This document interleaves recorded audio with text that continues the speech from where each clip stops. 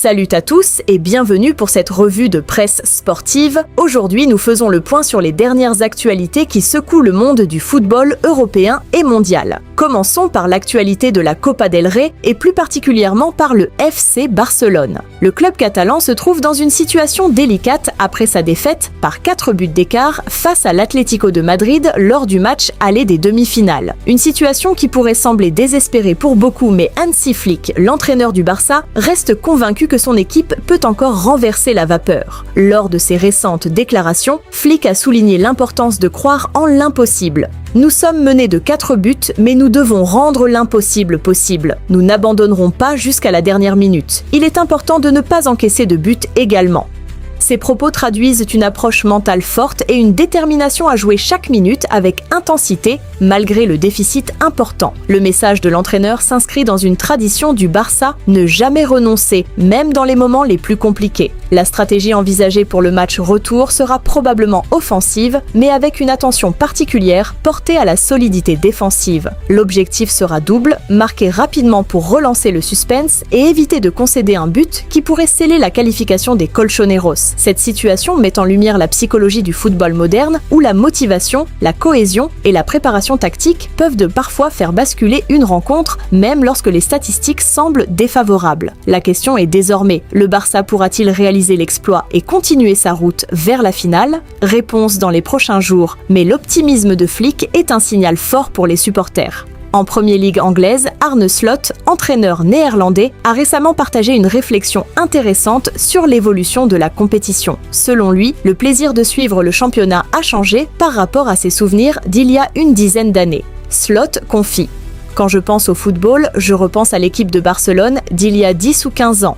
Tous les dimanches soirs, on espérait qu'ils joueraient. Maintenant, la plupart des matchs que je vois en Premier League ne sont pas pour moi un plaisir à regarder.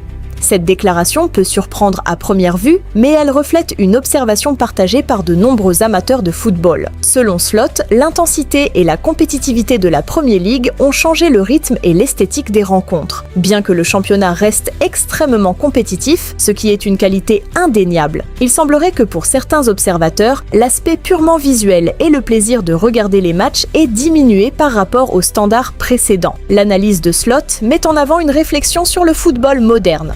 Entre performance athlétique, intensité tactique et compétitivité, certains éléments traditionnels du spectacle footballistique peuvent se perdre. Néanmoins, il souligne que la Premier League demeure fascinante par son caractère incertain et par le fait que tout le monde peut battre tout le monde, ce qui garantit une tension constante pour les spectateurs et les amateurs de statistiques. Cette déclaration intervient alors que le championnat anglais traverse une période de restructuration tactique avec une influence croissante des analyses vidéo, des statistiques avancées et d'une approche plus méthodique de la gestion des joueurs. Le contraste entre l'ancien football, centré sur le spectacle et la créativité, et le football moderne, plus structuré et stratégique, reste donc un sujet de discussion récurrent parmi les entraîneurs et experts. Passons maintenant à une autre actualité majeure, cette fois centrée sur le Real Madrid et son attaquant phare, Kylian Mbappé. Selon les informations les plus récentes, le club madrilène s'inquiète d'une possible opération du genou pour le joueur français. Cette situation constitue un véritable casse-tête pour le club, notamment à l'approche des phases décisives de la Ligue des Champions et de la Liga. L'incertitude autour de la disponibilité de Mbappé pourrait avoir un impact significatif sur la stratégie offensive de l'équipe, qui repose en grande partie sur sa capacité à créer des espaces et à finaliser les actions. La santé des joueurs stars est toujours un facteur critique dans le football moderne, et la gestion de Mbappé sera déterminante pour les ambitions du Real Madrid. Le club doit désormais jongler entre prudence médicale et nécessité de performance sur le terrain. Une opération du genou pourrait signifier une période d'indisponibilité prolongée, ce qui obligerait l'entraîneur Arbeloa à adapter ses schémas tactiques et à redistribuer les responsabilités offensives à d'autres éléments de l'effectif.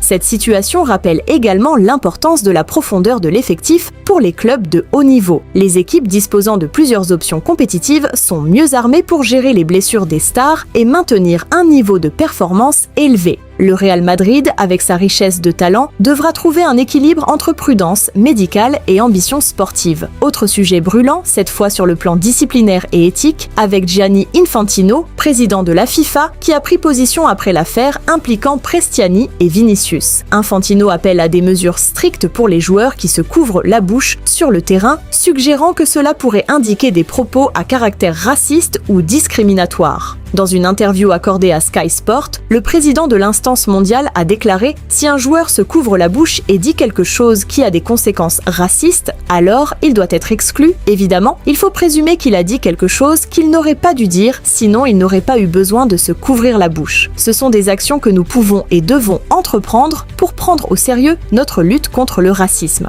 Cette position marque une volonté claire de la FIFA de renforcer ses politiques anti-discrimination et de responsabiliser les joueurs sur le terrain. Dans un contexte où le football est de plus en plus scruté par les médias et les supporters, ces mesures sont destinées à envoyer un signal fort : le racisme n'a pas sa place dans le sport.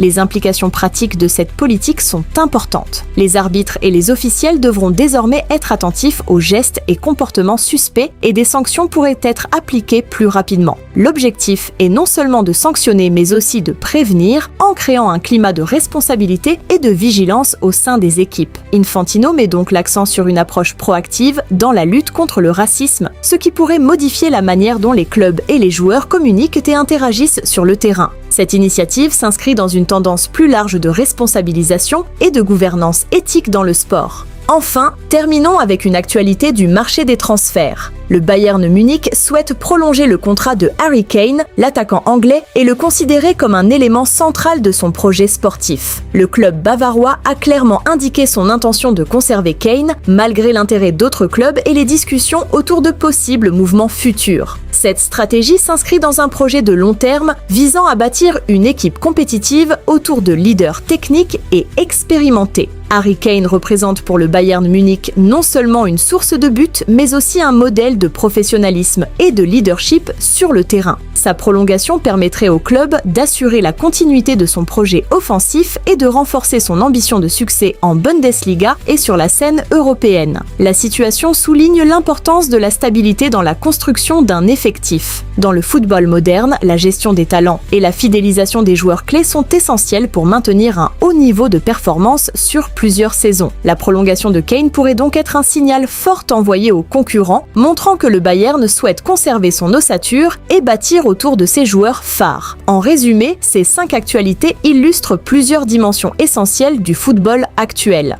1. La résilience et la stratégie tactique avec le Barça qui tente l'impossible en Copa del Rey. 2. L'évolution de l'expérience spectateur avec Arne Slot qui analyse la transformation du plaisir de regarder le football en Premier League. 3. La gestion des blessures et des stars avec Mbappé au Real Madrid et les décisions médicales cruciales pour l'équipe. 4. La responsabilité éthique et disciplinaire avec Gianni Infantino qui durcit la politique anti-racisme sur le terrain. 5. La stratégie de long terme et la fidélisation des talents avec le Bayern Munich qui souhaite prolonger Kane.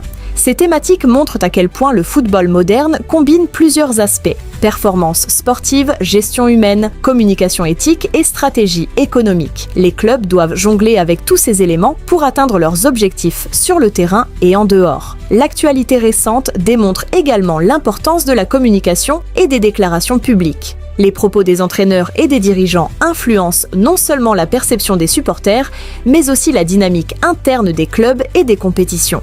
Chaque mot, chaque décision et chaque réaction peuvent avoir des conséquences directes sur le plan sportif et médiatique. Enfin, ces nouvelles illustrent un point fondamental. Le football reste un spectacle en perpétuel mouvement. Entre suspense sur le terrain, débat sur l'évolution du jeu et enjeux extrêmes autour des stars et des transferts, le monde du football continue de captiver des millions de spectateurs et de passionnés à travers le monde.